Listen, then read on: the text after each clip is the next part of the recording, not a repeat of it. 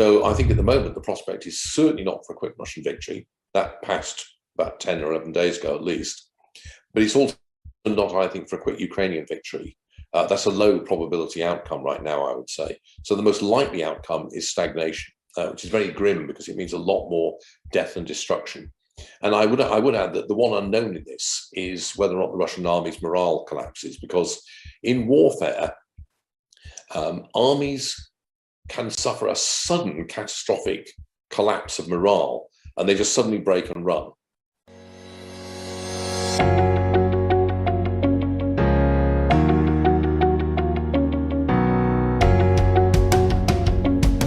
Hello, my name is Donald, and welcome to the #1 media company, WorldView. At WorldView, we explore everyone's perspectives on all things that can broaden our worldview. Today, we're talking with Dr. Stephen Davies.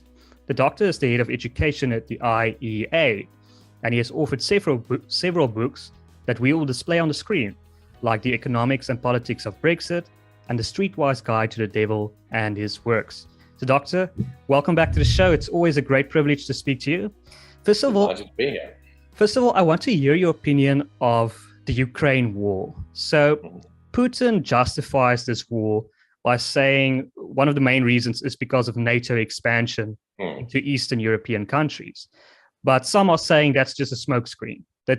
He's a Hitler reimagined. He wants to recreate Imperial Russia. So which do you think it is, or isn't it neither of those two?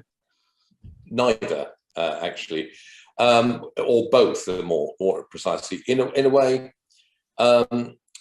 he and the people around him in Russia were and are irritated at the least by NATO expansion into Eastern Europe and the prospect of Ukraine and also Georgia becoming a NATO member. And this is entirely predictable. Pretty much any Russian government that you think of, apart from one that was actually allied to the United States and the West, would be upset about that. In the same way that the United States would have a complete, massive hissy fit if suddenly, let's just say nuclear missiles were put in Cuba. When on earth did that happen?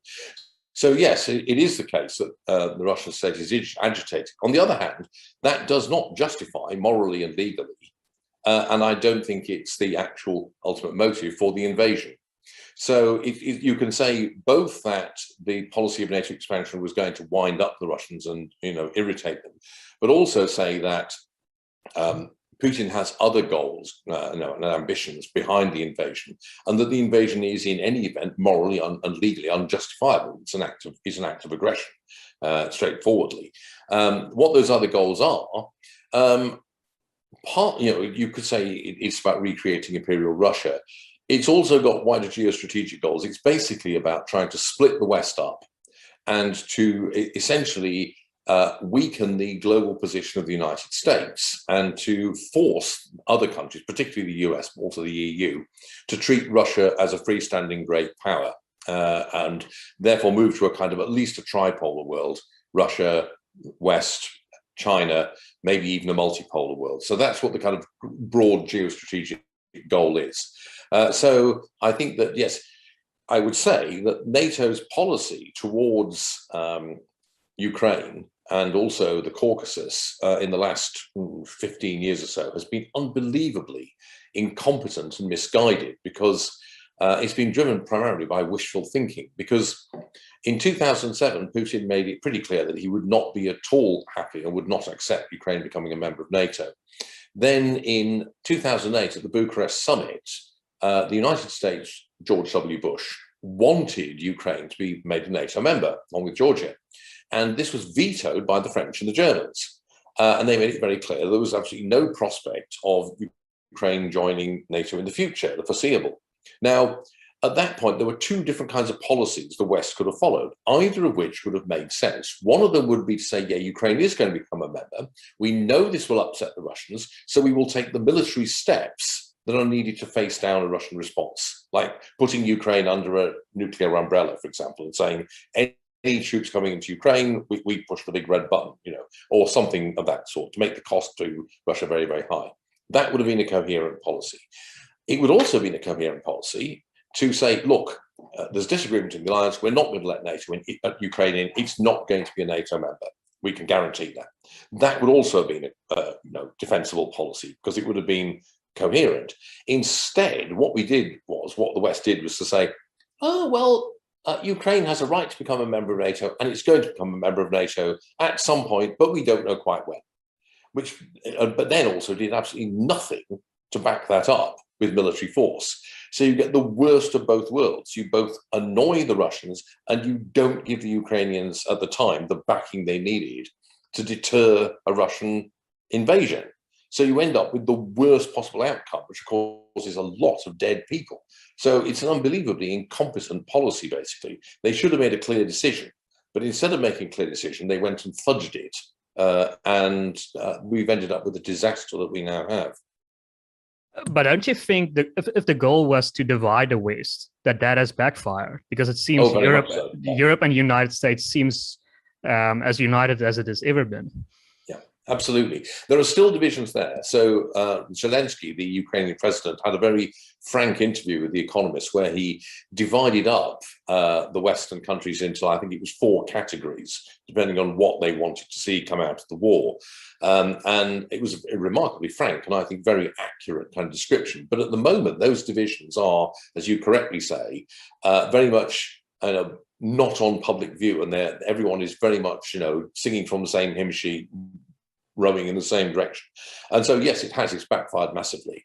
If his goal was to actually weaken the connection between the United States and Western Europe, which seems to be advancing pretty rapidly under Donald Trump, then he's made a major error of judgment. He's had precisely the opposite effect. I'd love to hear your opinion on this. I floated the idea of perhaps why didn't the Eastern European countries create a new non-aligned organization after the fall of the Soviet Union? And instead of joining NATO, they should have aligned with each other and say, whether it's the West attacking us or the East attacking us, we will stand together and not fall under that brand of NATO of being anti-Soviet. Yeah, that would have been a very good solution. The problem was that, first of all, they wanted to become part of what you might call the Western community of nations. And they saw NATO and EU membership as being the kind of way to do that. But also more practically, the problem with that policy, which I think in many ways would have made a lot of sense, a kind of pact of Poland, Ukraine, Belarus, all the former Soviet bloc countries, apart from East Germany, of course. The problem with it was they didn't have their own domestic arms industry. They had no military capacity to back up such an alliance because, of course, as Soviet satellite states, they'd got all their equipment made in Russia, in the Soviet Union itself. They did not have, they had a lot of kit, but they didn't have the infrastructure to support it. And so it was they were all very worried about Russian revanchism. And so given that they didn't have the capacity to produce an effective alliance of the kind you suggest, good idea though that would have been, they therefore opted for becoming members of NATO as a way of getting protection against what they feared, and of course now fear even more, which is Russian revanchism. That was particularly true for Poland, which would have been the key player in any kind of arrangement of the kind that you describe. So it would have been a good idea, but I think the practical physical underpinnings for such a thing didn't exist. Now, we talk about NATO, but it is worth saying that what that basically means is the Americans, because only the British and the French have military that are anything other than a total joke in NATO. It's basically the Americans that you're talking about here. So they chose to be reliant upon and have a security guarantee from the United States rather than have a mutual pact of the kind you describe. For that reason, they just didn't have the resources to back it up. And Putin would probably have branded this new organization as being Western-backed anyway. He would have found a way to say, oh, but they receive money from the West, or exactly. I mean, they would, and he would have been right about that, because the thing is, given that they didn't have a sufficiently large domestic arms producing capacity, they would have had to equip their forces with kit bought from the United States and Western suppliers. So, which they did, of course, they have done that, and so although they still have a lot of former Soviet era kit there, but yes, so I say it all comes back to the fact that they didn't have the indigenous capacity to produce the materiel and kit that they needed to have an effective defense pact of that kind, which could be they could then say, no, we're doing this all ourselves. We're not buying American battle tanks or aircraft or things like that. Yeah, interesting. I never considered that. But Doctor, how do you see this playing out? Like, I mean, it seems like both sides don't really know how to get out of the situation. Both Zelensky and Putin wants this war to end, I believe. So, but I don't really know how to compromise. So, what is the scenarios for an end to this war? Okay, before I answer that, the scenario you described is what pretty much happens in every war in history. Apart from the very small number which end in a decisive and quick victory for one side, the scenario you describe is the kind of universal experience, because there's an Australian historian called Donald Blaney who wrote a book many years ago called The Origins of War, which I strongly recommend. And the point Blaney makes, which when you think about it is obvious, is this: nobody starts a war thinking, oh, we're going to lose. You only start a war if you think you have a chance of winning, or the alternative is much, much worse. And so basically, also, you don't resist. Let's say you're attacked. You only resist if you think that you have a chance of defeating the aggressor, or you think, again, the alternative is worse. So always, invariably in wars, one side or both has miscalculated. In this case, Putin thought he was going to have an easy victory. I think there's ample evidence for that, more of that in a moment. The Ukrainians thought, we're going to we can make this really expensive and fight them off. So both sides miscalculated, but particularly Putin and the Russians. And this is what normally happens in wars. Somebody somewhere had blundered, as a poet once famously said. But then what happens is that after the war has gone on, first of all, governments tend to suffer from a kind of fixed costs, sunk cost fallacy. They think, we can't draw back now. Look at the amount of destruction and death we've had. That would be like, dishonoring the dead. So we've got to keep on fighting and kill some more people. Now, when you think about it that way, that is insane, actually. Sunk cost is bad enough in economics. When you apply it to warfare, ironical. It's completely disastrous. So if you think about the Great War of 1914, 1918, by about 1915, all the combatants should have realized that it was going to be a complete bloody disaster and they weren't going to get what they wanted, and they should have come to a compromise peace. But they all felt, oh no, we've already had like 1 million dead, whatever it was. We have to keep on going. It's like Macbeth, I am in blood, stepped in so far that to wade back were as hard as to go o'er, I might as well go on with it. But also, once you get into a war, each side fears the consequences of settling for a compromise. They fear that if they do this, it will destroy their own position. And you can see this throughout the whole of history. People get into a war, but then they find they haven't got what in the sort of like current jargon is an exit ramp. They haven't got an easy or straightforward way of getting out of it without suffering huge political damage, maybe sparking off internal rebellion, maybe getting overthrown, something of that sort. And so for that reason, it proves much more difficult to end a war, even when all the rational kind of calculation would be that, yeah, it makes sense for both parties to do it. Now, going to your main point, what is the outcome going to be? Well, when the Russians started building up their forces around Ukraine, a lot of people say, oh, they're not going to invade, it's just saber rattling. Personally, I said in print and on media that I thought about the week before the invasion, I thought there's about a 55% chance the Russians are going to invade, on the basis that you don't do all this kind of stuff unless you are seriously thinking at least that you might do it. And so I said that I think they probably are going to invade, but I certainly only gave it 55%. However, the form the invasion took was not what I expected, certainly, and I don't think it was what most analysts and observers expected. What I expected and what most military analysts expected was for the Russians to invade the Donbass, maybe strike down southwards from Kharkiv, and also strike out of Crimea to try and build a land bridge between Crimea and the Donbass and expand probably up the Dnieper to Kherson, so as to get control of the Black Sea littoral. Now, that would have been a limited objective, which in military terms, regardless of what you think of the ethics of it, makes sense. And also the Russians would have been able in that case to concentrate overwhelming superiority of men and materiel on that relatively small front.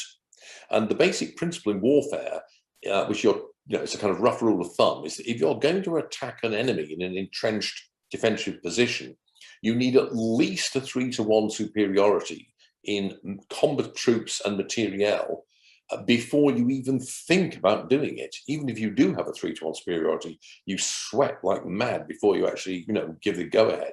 If you're talking about a maritime landing or an airborne landing, you need a 5 or 6-to-1 superiority. The defense always has a big advantage. Now, what the Russians did, instead of concentrating their forces in the south and east like that, they attacked on 5 separate axes, a broad front, right around the whole of the Russo-Ukraine and Belarusian border. And a massive attack like that, they just didn't have the resources to take it off. They didn't have that 3-to-1 superiority that I mentioned. Plus, also, it's very, very hard to coordinate. There's a reason why we talk about the fog of war. When you're the supreme commander, the Russian general staff, or the army commanders, the big problem in a large, complex operation like the one the Russians actually launched is that you don't have a bloody clue what is going on. It is so difficult to find out what's actually going on at the company or platoon level, which is where the actual fighting is going on. And so you get it's extremely difficult. It's very, very challenging to coordinate an operation of that size. And of course, it turns out there were lots of screw-ups. It wasn't well coordinated. Then, in addition to that, the Russians, and this really baffled everybody in the first few days, they did not use their advantage in aircraft to attack Ukraine's missile defense and air bases and gain air superiority. They allowed the Ukrainians to continue to shoot down Russian aircraft and fly planes of their own. They also did not use their tanks initially. They held back most of their armor in the first few days. Now, that's an elementary error, you might think, in military tactics, because when you have what's called a combined arms operation, which is where you combine small arms, airborne strikes and armor in the modern context, you want to have overwhelming force in all 3 elements immediately, right up front, because you want to break through as quickly as possible. And because they didn't bring their armor up and their heavy artillery, they weren't able to do that. And so the result was the Ukrainians, through extremely brave and very adept and flexible defense, were able to, inflict very severe casualties on them. Now, why did they do that? Well, I think the only plausible explanation I've read is that Putin and the FSB, the Russian security service, former KGB, they believed that they had subverted enough Ukrainian generals and oligarchs that the army would just collapse and a lot of it would just surrender, and they would be able to put a puppet government in place. And they discovered that they'd miscalculated, that didn't happen. The Ukrainian army did not all surrender. They fought very bravely and very determinedly. And they suddenly realized they'd got off on completely the wrong foot. So what they're now doing is they've given up on that 5-pronged attack. They've pulled all their troops back from north and northeast Ukraine, around Sumy and Chernihiv and Kiev. They're concentrating now on what most military analysts think they should have concentrated on from the get-go, which is the Donbass. And the question is, how is that going to work out? Now, a lot of the troops they're relocating there are, in the jargon of the military analysts, degraded, which is a nice euphemism for saying half of them have been killed or injured so badly that they're no longer fit to fight, or they're completely, their morale is shot to hell because they've gone through terrible experience. So it's not clear how effective they're going to be. So the war is going to go on for several more months at least before we know the Russians will succeed in a kind of more moderate goal of conquering all of the Donbass and the Black Sea littoral. If they do that, then I think Putin will try and have a ceasefire to regroup. The Ukrainians, by that point, may well also feel that they have to agree to a ceasefire because they don't have the equipment that they need to really push the Russians back, as long as the Russian morale holds up. That's a big if in this context, because they don't have tanks or enough tanks. They don't have enough ground attack aircraft or helicopters to mount a really effective combined arms attack towards Donetsk and Luhansk and regain the littoral around Mariupol. So we could see a stagnation, and that's the point at which it becomes really interesting as to whether or not pressure is put on Ukraine to come to some kind of ceasefire agreement or compromise, maybe letting the Russians keep Crimea and the 2 eastern provinces. Personally, I don't think the West is going to put pressure on Zelensky. I think that would be politically impossible for a lot of Western governments to do. Now, that means the war is probably going to go on for quite a long time. I imagine it will then continue at a low level for maybe years. Certainly no end date, I would put on it. So I think at the moment, the prospect is certainly not for a quick Russian victory. That passed about 10 or 11 days ago at least. But it's also not, I think, for a quick Ukrainian victory. That's a low probability outcome right now, I would say. So the most likely outcome is stagnation, which is very grim because it means a lot more death and destruction. And I would add that the one unknown in this is whether or not the Russian army's morale collapses, because in warfare, armies can suffer a sudden catastrophic collapse of morale, and they just suddenly break and run and abandon their positions. And whenever this happens in the history of warfare, it happens very, very suddenly, almost without warning. It appears that people have a kind of mental telepathy by which they suddenly all decide, hell with this, we're going home, and they all turn and run. By the way, that's when most of you get killed. The majority of casualties in most battles occur when you're trying to run away from the other guys, and they shoot you in the back or club you in the head with a sword and this kind of thing. So that could happen at any moment. But the nature of the phenomenon itself is that it's impossible to predict when it happens. It's like a market collapse, the stock market bubble. You know you suspect it could happen, but you have no idea when it's going to happen. So it's the same with a collapse in Russian morale. That could happen next week, could happen in 2 months' time, could happen in a year's time, could never happen. So you can't rely on that, which is why at the moment I would say I would give the shortest odds for the war going on, certainly through the winter and into next spring right now. Yeah, fascinating. Yeah, I can't even imagine this war going on for months. Obviously, the media would love that, but and the Russians have a history of collapsing morale in that particular region, especially during the First World War.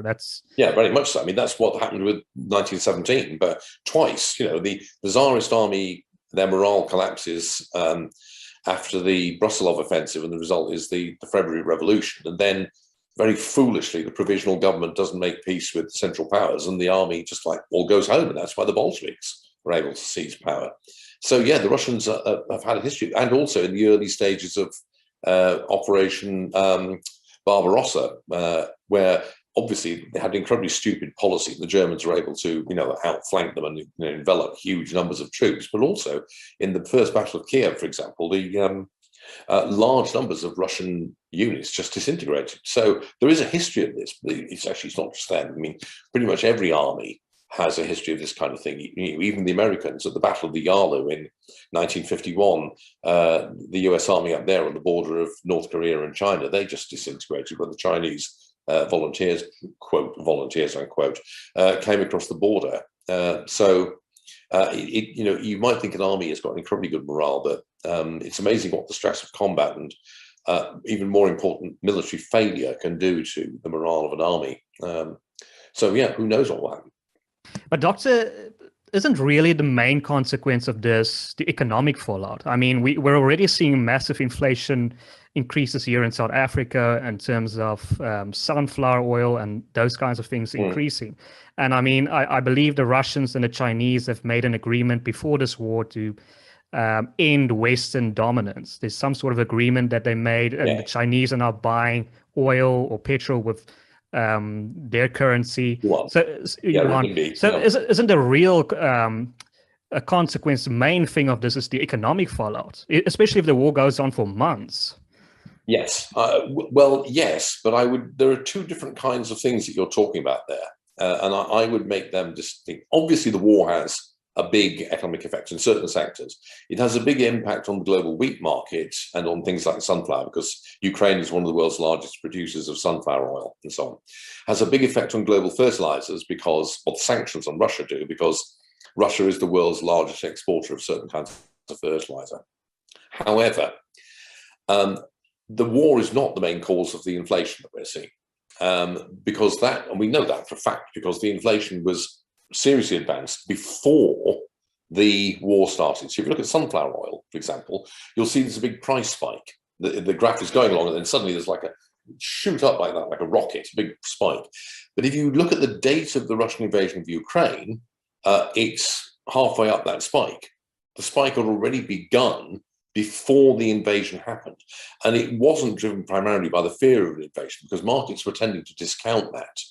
So there are other factors that are driving things like the rise in fertilizer prices, the rise in food prices generally, the rise in grain price, sunflower price and oil, cooking oil, all that kind of thing. Two things I think are ultimately driving it, and the war in Ukraine is just like an exacerbatory factor rather than the main cause. One is the enormous expansion in the money supply in certain parts of the world during the COVID pandemic, particularly the United States, but also the Eurozone, and to a lesser extent Japan, but mainly the Eurozone and the US, and other countries like the UK. The money supply expanded dramatically, and most of that expansion was in broad money, M4 as it's called, because the money that was created through things like furlough schemes went into the pockets of ordinary households. And therefore you've got an enormous monetary overhang, because they had all this money coming in, but because of lockdowns, they couldn't spend it because there was nothing to do. Everything was locked down, So basically the velocity at which money was circulating collapsed, but now the velocity of money has gone back to normal pretty much. And so all that monetary overhang is there, and the money is now circulating around the economy. And the result is, the value at which, the rate at which money exchanges for goods has gone down. So we get rising prices. The other thing, though, is global supply side tightening. So in a whole number of areas, like food, like gas, natural gas, like petrol, oil products, we've got very, very sticky supply side. Even when the demand for things like natural gas goes up, which it has done strongly this year, the supply side is sufficiently inelastic that you don't get the additional supply that would normally follow, or it requires major investment, which takes 2 or 3 years to work through. So the result is you've got a very firm supply side ceiling, and you've got rising demand because of the bounce back from the pandemic. And that's what's led to this rise in prices all over the place. The really alarming thing is food, where global food stocks are at the lowest level they've been since the 1970s.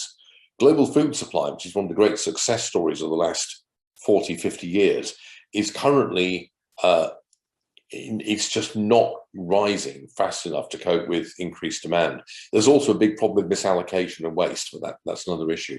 So that's what is driving most of this problem. The war certainly doesn't help, and it makes it worse. However, I do agree with you that the economic effect of this war is going to be the biggest long legacy, particularly if it lasts for a long time, as I suspect it will. And you mentioned the main one, which is the sanctions the West has imposed on Russia. Now, I must say I was quite surprised at just how far they went, because basically they used the sanctions nuclear weapon when they sanctioned Russia's central bank.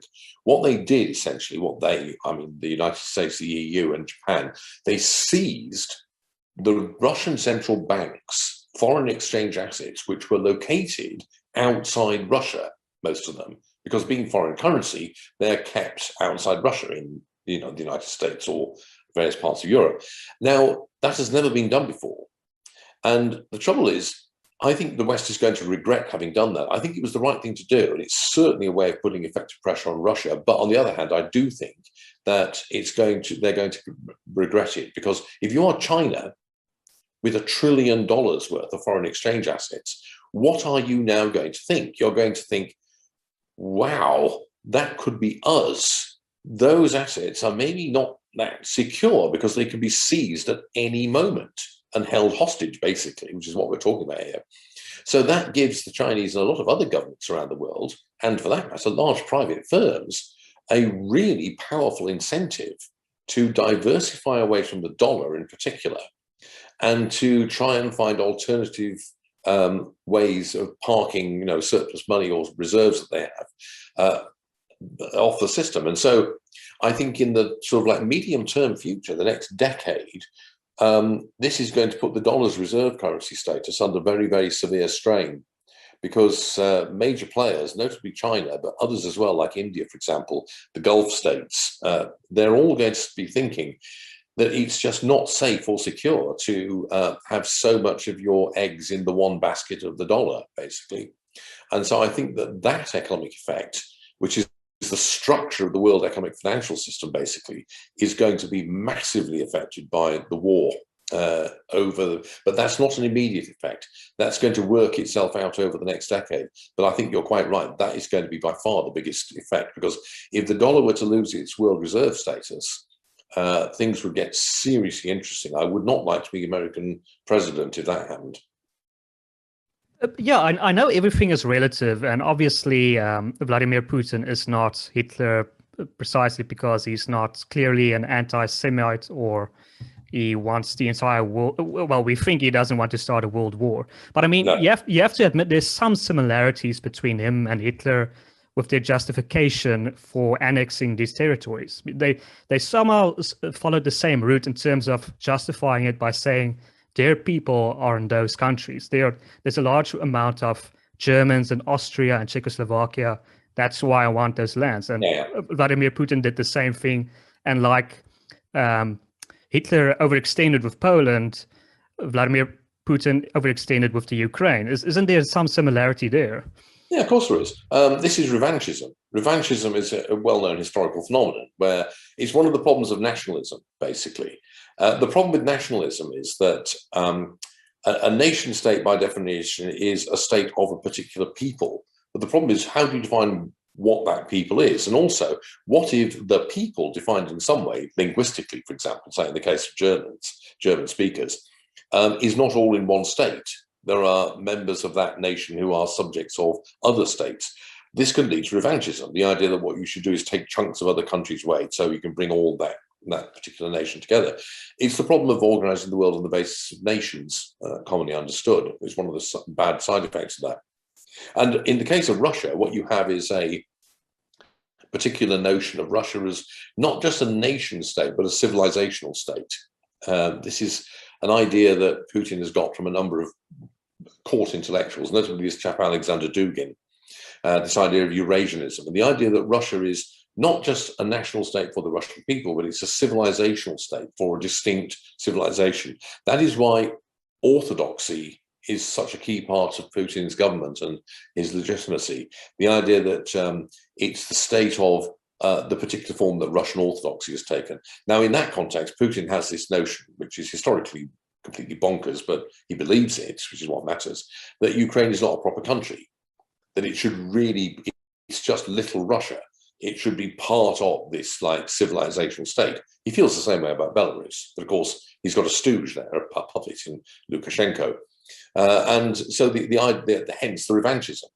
So there is a similarity with Hitler. It's not just with Hitler. This is a similarity with late 19th, early 20th century nationalist revanchism generally. It seems strange to us because we haven't had so much revanchist politics since 1945 because of the way altering territorial borders by force has simply been a big no-no, because we had this very bad experience, obviously, in the first first half of the 20th century. But yes, there is a similarity there. It's the same phenomenon, basically. Doctor, I want to move the discussion to a topic that we covered last time you were in WorldView, and that's political realignments. Now, we know with your research and the research of others, what is a political realignment, but what is not so well known is why do they happen? Why does a political realignment happen? And why is it almost cyclical that it happens every 30 to 50 years? Yeah. Well, I have a particular answer to that. Not everyone who thinks there are realignments going on shares this thesis I'm about to put to you. A lot of people think it has more to do with ideas, basically, but I think that's wrong. I think ideas are a secondary phenomenon rather than the primary driving force here. I have a materialist explanation for this, and it goes back to the question of what is politics about? Now, in any given society, there are going to be conflicts of interest in that society. Different groups of people will want or demand different things from the collective decision-making process. And the purpose of politics is to reconcile those competing demands in a way that is peaceful. Politics is the alternative to war, essentially. Now, what happens is that those competing demands are shaped and determined ultimately by, sorry, excuse me, cough there, but what in Marxist terms is called the material productive forces, if you will. The way in which the economic and social life of society, the productive life of society, is conducted and carried on. Now, what happens is that changes, and it changes in response to, I think, the long-run technological innovation and investment cycle.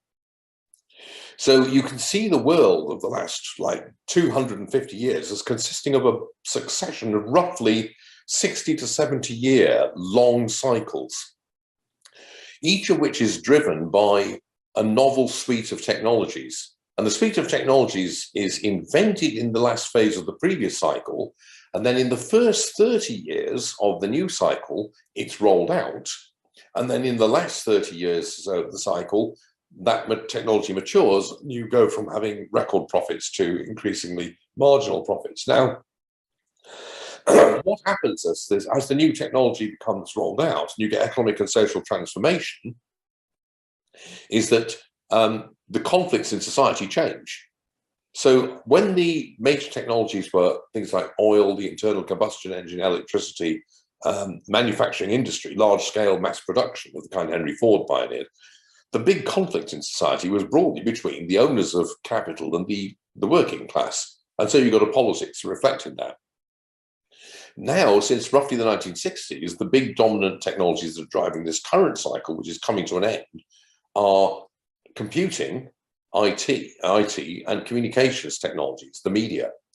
And what we've seen is a division of a different kind, which you could say really is the division between the globally connected, the people who live and work in globally connected industries, in globally connected metropolitan areas, like Gauteng in South Africa, or Cape Town, or New York, or Paris, or London, or Sydney, and the people who live in small towns and rural areas who are not globally connected in that way. And that conflict is what is now being reflected in the new political alignment that I see coming about. So that's why it has this kind of cyclical quality. You tend to get a really big realignment every 70 years or so. And the last big one really was almost 100 years ago, in the 1920s. And you then get slightly smaller realignments at 40-year intervals, but it's driven by, I think, the physical change in the way people live and the way economic life works. So I have a kind of materialist account of this, which sounds rather Marxist, but it's not a Marxist one because I don't share Marx's normative take on this. And I also don't share his vision that this is all heading towards a particular end state or destination, which he thought was, socialism and communism. I don't think there is a particular end state. It's just a succession of changes, one after the other, one damned thing after another, as somebody once said. That's fascinating. Do you think it's tied in with age as well? Because it's usually the younger people that embrace the new technology as it rolls out, and the older generation holds out. And because the younger... Yeah, absolutely. Yeah, there's clearly a generation effect because, as you say, the older generation, their views and their opinions formed in a time when the old technological suite and the social divisions it gave rise to were dominant, and that shapes their mindset, the way they think about the world. Whereas the younger generation, they're forming their vision of the world and their opinions in the light of the new technologies that are now transforming the economy in a different way. And so they tend to think about it in a different way. And as a result, that's one of the reasons why you have roughly this kind of 30-year span. It's a reflection partly of the experience of the older generation versus the younger generation. So yeah, undoubtedly there is. Doctor, I don't know if you've read The Psychology of Mass Movements by Eric Hoffer. Yes. In the book, he makes a very powerful argument as to it's essentially intellectuals that create a mass movement. They lay the groundwork. And it's not, for example, Hitler that created an anti-Semitic movement. It's the doctors and the professors and the generals before him that laid that groundwork. He merely harnessed it. Do you agree with that sort of premise? With a big caveat, I'm a big fan of Hoffer. I think he's one of the little-known geniuses of the 20th century. My favourite book, by the way, is you're quoting The True Believer there. My favourite one is the Ordeal of Change, which I think is a brilliant little book. But anyway, yes, I agree with Hoffer that intellectuals are key figures. Intellectuals, prophets, as he calls them as well. Intellectuals who mobilise mass movements. But the question is, why do they get a reception? And I think Hoffer's own argument gives you the answer. So what the intellectuals do is to create ideas that enable people to make sense of what they're experiencing. So people are experiencing things that agitate them. And above all, they're experiencing change very often, which most human beings found disconcerting and discombobulating. Most people do not like change. There is a minority who welcome and like it. Most people are at least made anxious by big changes going on around them. And the trouble is, you have all kinds of problems in your personal life, which, although you may not realize it, this is the sociological imagination point, they're created by these larger structural changes. So therefore you may be pissed off about a whole lot of things, you may be agitated about a whole lot of things, but how do you make sense of it? Now, what the intellectuals do, the prophets do, is to give you a way of understanding what's going on. They say to you, yes, you're mad about the way you can't get a job in the German legal profession. And to tell you why, it's because of all these Jews who are monopolizing all the jobs and controlling the German economy. And you think, yes, that makes sense, and you suddenly become an anti-Semite. So yes, it's the material conditions which actually make people receptive. But what then is very important is how people, the intellectuals, then explain or make sense of what people are experiencing. And sometimes you have explanations which lead them to respond and act in constructive ways. On other occasions, as with people like the late 19th century anti-Semites you alluded to, you get people who lead people to respond in a way that is deeply destructive. And also what that does is to give meaning to life, because what people find very, very hard to deal with is the idea that the world is just random and meaningless. Most human beings, we are, as a species, we are a kind of meaning-seeking species. And most people find the idea that the world is just like random shit incredibly disturbing, that we do not want to believe that. And so what we are on the lookout for is systematic bodies of thought, theory, argument, and the like, or even art or poetry and things of that sort, which enable us to feel that the world is somehow more coherent. Even if the story you get is that the world is controlled by a bunch of evil people who are manipulating everything. Then, it's apparently most people would rather believe that than believe that the world is just like complete chaos. They'd rather think that there's lizards controlling everything. Or they'd rather believe that the people who run the world are evil but incredibly competent. That's much less scary than thinking that the world is run by people who don't know what they're doing, which is actually much more like the truth. So that's what the intellectuals do, yes, and they are very, very important. And so it is important to produce understandings, if you like, of what is going on and explain to people what is going on, why it's happening, why they're having the experiences and psychological, experiences that they are, in a way that does not then lead to destructive or self-destructive responses to that. Yeah, definitely. I think the fear of everything happening randomly is that then you have to take personal responsibility. That's what happens, and most people don't want to do that. That's frightening to most people. It is, absolutely. But also it relates to the feeling that if the world is random, then it's meaningless. Now, that is actually not true. I mean, you can make the existentialist point, the kind of, Camus point that, okay, the world may be random, terrible things may be happening like the plague in Algiers and so on, for no apparent reason. It's just like bolt from the blue. But that doesn't mean that you can't take responsibility in your own life and give meaning to your own experience and that of others, like the main character in his novel, The Plague, La Peste, the doctor in Algiers. So it's there is, however, most people don't realize that. They think that if the meaning is not there from the outside, so to speak, from God or some other big world historical purpose or something, then it's just meaningless. And human beings find that very, very hard to cope with, not just because it puts the onus on them to be responsible for what they can do, but also because they just feel that it's very scary living in a pointless universe. But what they don't realize is you can give it a point. Even if you don't believe in God, you can still say, well, I can make choices, and those choices are what give meaning and structure to my life and the life of others around me. Yeah, what I took from that book, The Psychology of Mass Movements, and how I understood it, is that intellectuals, their responsibility is basically to rebrand bad ideas. So, for example, if you take Africa, it was dominated for years by feudalism. And what the intellectuals did, everyone realized, okay, feudalism doesn't work. So we gave it a new name, socialism. Because essentially, what is the difference between a minister of sport or a minister of communication and the Duke of York? It's both titles of nobility. Yeah, this is absolutely true. The point is, there's a distinction between what you might call critical intellectuals and coarse intellectuals. And it's a hard distinction to make because a lot of people who are actually coarse intellectuals think they're critical intellectuals. So the coarse intellectual's job is to justify power, basically, and to explain why there should be power and why the people who have the power are the people you should bow and scrape to, basically. Sometimes you have what appear to be critical intellectuals who say, well, okay, the people who've got the power are the wrong people, so you should have these people in power. But they still accept the principle that there should be power. Okay, so that's what I think Hoffer is meaning by that. It's that you have a justification of a system where most people are not in charge of their life to any degree. But some people have the power and the ability to tell other people what to do, ultimately. And what they do is they find ways of justifying this. And as you say, they move from one way of justifying it to another way of justifying it to another way.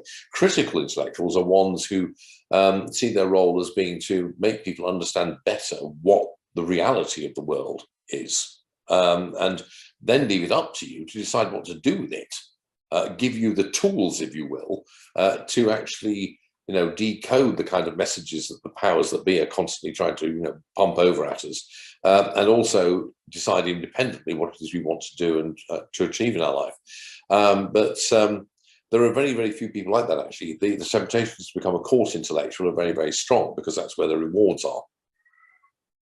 Do you think there are some organizations that know this? That I know, and I agree with you that most people in power don't really know what they're doing or are incompetent. But do you think there's some organizations that know the theories behind political realignment? And if you, for example, want to create a communist utopia, you can invest in intellectuals that try to sell that. So are there some organizations that really try to shape a political realignment? Oh, yeah, absolutely. I mean, this is not new. Astute rulers and politicians have been trying to do this for a very long time. Bismarck, for example, had this whole big row with the German Catholic Church, the Kulturkampf, back in the 1870s, and that was all about trying to control the culture and the mindset of the German public. He didn't like the fact that there were all these Jesuit schools that were having a big influence on people in South Germany in particular. So this is not new. And yeah, there are people like this, ideological entrepreneurs, you might say, who are trying to build mass movements or or take advantage of these shifts in opinion that manifest as political realignments to promote their own agenda. The obvious example is Putin. Because Putin has been supporting national collectivists, so-called right-wing populists, all across Europe and indeed in North America. That there's been directly or indirectly money given to them, like all sorts of cyber stuff done to support them, Twitter accounts and Twitter bots busily, promoting certain kind of positions, and that's precisely for his own reasons. Very much his own personal selfish reasons and reasons, the interests of the Russian elite of which he's the head. He's been trying to mold and shape a particular kind of political current. By the way, it's another of his miscalculations. I think he's definitely damaged it by his invasion, but also he's led, as we can see in France, for example, for a large part of that movement to distance themselves from him. So it's not had the result he wanted. But he's a classic example of exactly what you described. Doctor, I want to move on to a topic I'd love to hear your opinion on. I've watched a lot of interviews of Peter Hitchens, and I know you probably know who he is. And he's very critical of the position of many governments to legalize marijuana, especially in the UK. And his argument in one of the interviews was that it leads to violence, that those who smoke pots, he cited an example of a student or a child that killed his parents in the UK. And this child said it was because of marijuana. So what would your opinion of his stance be? And what would be the libertarian response be to his argument? Well, okay. I actually debated Peter Hitchens once at Exeter University. It was one of my, not only the experience I look back with fondness because I lost the debate actually. The motion was that this house would legalise marijuana. And Peter won the debate by arguing that marijuana legalization was a conspiracy by wicked big companies to have another product to flog to people, and he knew his audience. That got him a win. If you think about the particulars of it, the idea that marijuana leads to violence is, on the face of it, ridiculous, because as anyone who's smoked dope knows, that what it actually does is make you incredibly chilled and, like, not interested in doing anything apart from, talking rubbish, basically, and just lying around like an idiot. Other stuff, angel dust or, cocaine, yes, makes you manic and aggressive. However, this is where to give Peter, some credit. There is very, very strong evidence that if you already have a predisposition to schizophrenia, then smoking marijuana, particularly between the ages of roughly about 14 and mid-20s or so, is likely to trigger the schizophrenia. Most schizophrenia normally presents in the early to mid-20s. And if you what you find is that you'll have a kind of genetic predisposition to schizophrenia, and that if you smoke marijuana, you are much more likely for that predisposition to actually manifest, and it'll present as full-blown schizophrenia. And of course, schizophrenics can then commit violent acts because the voices in their head have told them to do it, or something like that. Now, I think it is true that certainly, well, there's two statistics, both of which are true. Marijuana increases the chances of your getting schizophrenia significantly. The overwhelming majority of people who smoke marijuana will suffer no adverse health effects whatsoever. The basic rule of thumb is, if you have a close relative, which means anything up to a cousin, who has had a schizophrenic episode, you should never think of smoking marijuana. It's just really risky for you. At least you shouldn't start smoking it until you reach 30. It seems with that illness, if it doesn't manifest by that age, then it's quite unlikely to manifest. So basically, there is a high health risk, but it's very, very clearly identifiable. Now, the conclusion he draws is that therefore you should ban it, and you should send people who smoke marijuana to prison. And I think this is a ludicrous answer. And never mind about a libertarian position, it's a ludicrous answer on straightforward utilitarian rational policy grounds. Because what it does is, it means that you're going to enrich a whole lot of people, criminals. You are going to mean that because of the incentives those criminals face, they are going to constantly look to ramp up the strength of their product. So prohibition of marijuana is what has led to the development of ever stronger forms of marijuana and varieties of the product. So the kind of dope people were smoking back in the summer of love in the 60s was nowhere near as potent, as powerful as the kind of skunk that's being consumed these days. But that's a product of prohibition. In the United States, the 1920s, prohibition turned America from being a nation of beer drinkers into a nation of hard liquor drinkers for the same reason. It just doesn't work that way. But also it means that the kind of health advice I just gave in my own way is not available, because you can't really give people health advice about how to use an illegal product. It doesn't work that way. Plus, of course, it's completely ineffective. That's biggest failure ever. I mean, Peter Hitchens thinks it's because we haven't locked up enough people. But I mean, the reality is that there's a widespread demand for this product. And unless you're going to lock up literally about a third of the population in many parts of countries, you're not going to be able to get rid of that demand. And the people are going to meet that supply to that demand. So what should you do? Well, I think the answer is, I don't think necessarily that smoking dope is good for you. Particularly not if you smoke heavily and consistently. It does have pretty adverse effects, I think, in terms not of illness or schizophrenia or violence, but in terms of just basically making you not fit to work a lot of the time.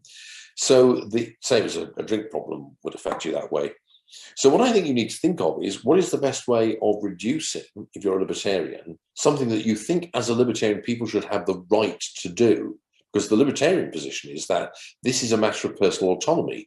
It's the John Stuart Mill view. If you want to do something, even if it's bad for you, other people have no right to stop you. So if you would take that libertarian point, how do you deal with a product which is, still maybe not something you want to see widely used? Well, I think the answer is to look at the way temperance worked in the 19th century. You have a kind of voluntary social movement to try and discourage people from doing it.